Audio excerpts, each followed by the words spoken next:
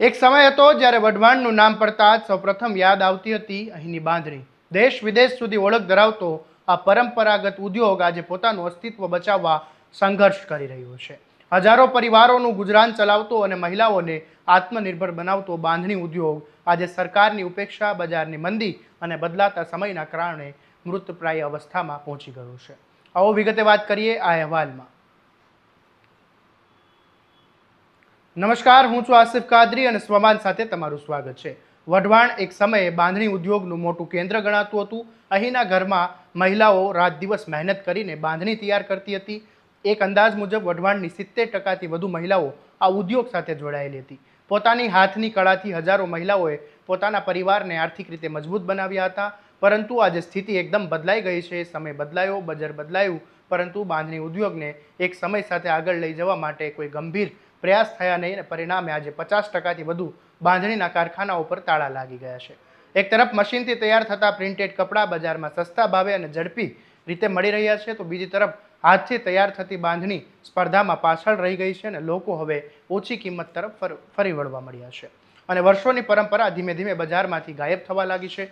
પરંતુ બજાર જ જવાબદાર નથી. બાંધણી સાથે સંકળાયેલા લોકોનો આરોપ છે કે સરકારે પણ પરંપરાગત જે ઉદ્યોગ છે તે તરફ પૂરતું ધ્યાન આપ્યું નથી. વઢવાણની જે બાંધણીનું જે પ્રકારનું બ્રાન્ડિંગ માર્કેટમાં આંતરરાષ્ટ્રીય ઓળખ મળવી જોઈએ તે પણ મળી નથી. અને આગળ વાત કરીએ એ પહેલાં માધવી રાજપૂતે શું કહ્યું આ મામલે એ સાંભળી લો. ખરેખર આપણે જોવા જઈએ તો વઢવાણ જે છે એ સમગ્ર વિશ્વમાં પ્રખ્યાત હતું અને વઢવાણને બાંધણીના ઉદ્યોગ તરીકે આપણે ગર્વની અનુભૂતિ કરતા હતા. દેશ અને વિદેશમાં વઢવાણની બાંધણી જે છે એનું સપ્લાય થતું હતું અને દેશ વિદેશમાં બાંધણીની આપણા વઢવાણ તરફથી એક માંગ ઘણી હતી. તો અત્યારે વઢવાણની અંદર બાંધણીનો ઉદ્યોગ જે છે એ પડી ભાંગ્યો છે. એક સમય એવો હતો કે બાંધણીના ઉદ્યોગો માટે 256 કારખાનાઓ હતા. એની જગ્યાએ અત્યારે માત્ર ને માત્ર 88 જ બાંધણીના કારખાનાઓ છે. તો આ ખૂબ શરમજનક વાત છે, કારણ કે સરકાર ઉદ્યોગો માટે કોઈ સબસિડી નથી આપી રહી, જીઆઈ ટેગ નથી આપી રહી અને જે કારખાનાની અંદર દૂષિત પાણી છે એનો નિકાલ કરવાની કોઈ વ્યવસ્થા જ નથી. એટલે ડાઇંગ પાર્કની પણ વ્યવસ્થા નથી. એટલે વઢવાણની જેટલી ગૃહિણીઓ છે એ લોકોનો પણ એક જોતા ધંધો જે છે એ પડી ભાંગ્યો છે, કારણ કે વઢવાણની જે તમામ ગૃહિણીઓ છે માત્ર ને માત્ર બાંધણીનું બાંધકામ કરી અને દુપટ્ટા હોય, સાડી હોય કે પછી ડ્રેસ હોય, એ બાંધણીના કાપડ ઉપર જ નિર્ભર હતી અને અત્યારે એ ધંધો જે છે એ સાવ ચોપટ થઈ ગયો છે. એનું કારણ પણ એક છે કે અત્યારે જે મશીનો આવી ગયા છે એ મશીનો દ્વારા જે પ્રિન્ટેડ કાપડ બની રહ્યા છે એમાં બાંધણીનું જે કામકાજ છે એ લોકો ભૂલી ગયા છે અને એ ટ્રેડિશનલ જે વસ્તુ છે એના ટ્રેન્ડમાં ચાલી રહ્યા છે. ખરેખર નુકસાન ઘણું બધું થઈ રહ્યું છે વઢવાણને, પણ વઢવાણનું ગૌરવ જળવાઈ રહે એના માટે સરકારે એકવાર વઢવાણની બાંધણીના ઉદ્યોગને જીઆઈ ટેગ આપવો જોઈએ. સરકાર દ્વારા એને સબસિડી આપવી જોઈએ. એ સિવાય ડાઇંગ પાર્ક એટલે કે દૂષિત પાણીના નિકાલની વ્યવસ્થા કરવી જોઈએ, જેનાથી ઘણા બધા ઉદ્યોગો જે છે ફરીથી ઊભા થઈ શકે. એ સિવાય વાત કરીએ તો આ બાંધણીના ઉદ્યોગને ગૃહ ઉદ્યોગમાં સમાવી લેવામાં આવે.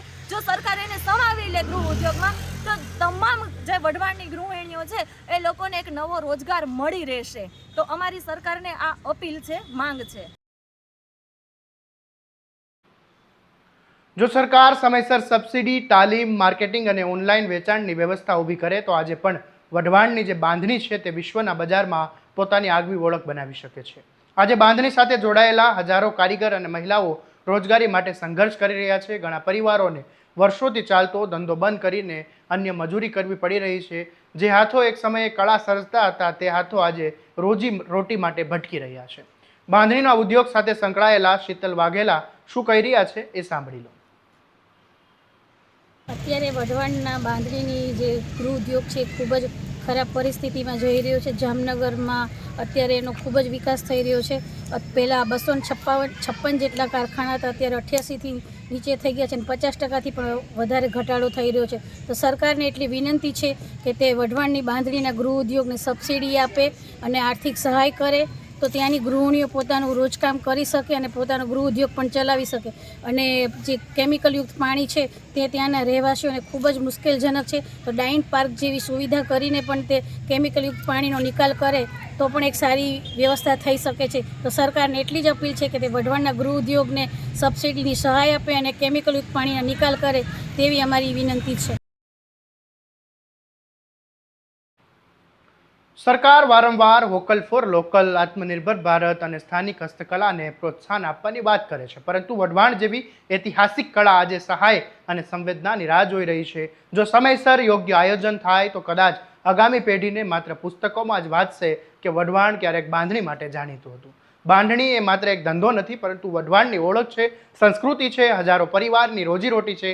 જો આ ઉદ્યોગને બચાવવો હોય તો હવે માત્ર આશ્વાસન નહીં, પરંતુ નક્કર પગલાં લેવાની જરૂર છે. આ મામલે બાંધણી ઉદ્યોગ સાથે સંકળાયેલા સિકંદર વલનદણીયાએ શું કહ્યું, સાંભળી લો. રંગાટ કામનું કામ મારું કરું છું અને નાનું વેચાણ કરું છું. પણ જે રંગાટ કામની અંદર અમને જે તકલીફ પડે છે કે જે અત્યારે કલર અમે બહારથી લાવીએ તો કલર ઉપર જીએસટી લાગે છે. એ સિવાય અમે બાંધવા દઈએ છીએ, જેની અંદર આખા વઢવાણની અંદર અને આજુબાજુના ગામડાની અંદર દરેક જગ્યાએ બાંધણું બંધાય છે. પણ એની ઉપર તે બધો જે જીએસટી આવતા જીએસટીનો બોજ બધા ઉપર પડે છે. એટલે દરેક વસ્તુ જે સામાન્ય અમારે 15-20 રૂપિયામાં પડતી હતી, અત્યારે મિનિમમ 35 રૂપિયા પડે છે. અને અત્યારે એ જ વસ્તુ અમને 55 રૂપિયા સુધી પડવા માંડી રંગાટની વસ્તુ. એટલે એના ઉપર જે અમે કપડું મોંઘું થયું એટલે કપડું સસ્તું લેવાનું થઈને મેં કપડું સસ્તું લઈ તો કપડું હાવ ચાલુ આવે છે કે જે સામાન્ય માણસ પહેરી ન શકે.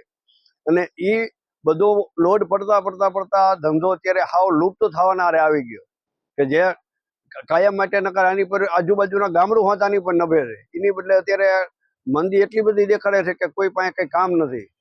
એટલે જો કદાચ સરકાર આની અંદર થોડુંક ધ્યાન દે કે ભાઈ ના આપણે કલર આપણે થોડો ઘણો સસ્તો કરી શકીએ, અથવા તો જે કાપડની અંદર જે 3 અલગ જીએસટી લાગે છે. જેમ કે પેલા કંપનીમાંથી કાચો માલ નીકળે તો એની ઉપર જીએસટી લાગે, ત્યાંથી પછી અમે દલાલ થ્રુ ખરીદી કરી તો એની ઉપર અમારે જીએસટી લાગે. પછી પાછો ટ્રાન્સપોર્ટ ખર્ચ, તો ટ્રાન્સપોર્ટ ખર્ચમાં તે જેની કોઈ કલ્પના જ નહીં.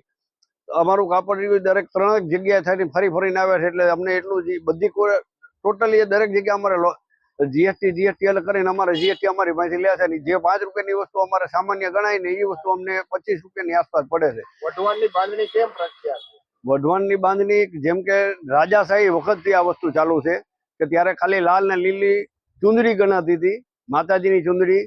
તે પછી પૈણેતરની અંદર આ ચુંદડીનો ઉપયોગ થતો હતો. અત્યારે જે પૈણેતરની અંદર આ ચુંદડીનો ઉપયોગ કરે છે માણસો. અને તે પછી વિકસતો ગયો તો છેલ્લા 20 વર્ષથી તો બહુ જબરજસ્ત વિકસતો હતો. પણ છેલ્લા 5 વર્ષની અંદર કન્ટિન્યુ ડાઉન થતું ગયું. અને અત્યારે એવા ઘણા વેપારી છે કે જેની કલ્પના બહાર કાયદેસર દરેક લોન ઉપર ચાલે છે. 50% ઉપર માણસો અત્યારે લોન ઉપર જ છે. તમે ખાલી લોન ફાઇનાન્સ બેંકમાં કોઈ પણ જગ્યાએ તપાસ કરશો તો આખી માર્કેટની અંદર એવા 10 જણા તો હોય છે કે જે કાયદેસર લોન ઉપર ચાલે છે. અને કારીગરને તો તકલીફ એટલી બધી છે કે બધો નાના માણસ ઉપર જ આ બધો લોડ પડવાનો કે નાનો માણસ એ તો બચારો કે કોની પાસે જવાનો.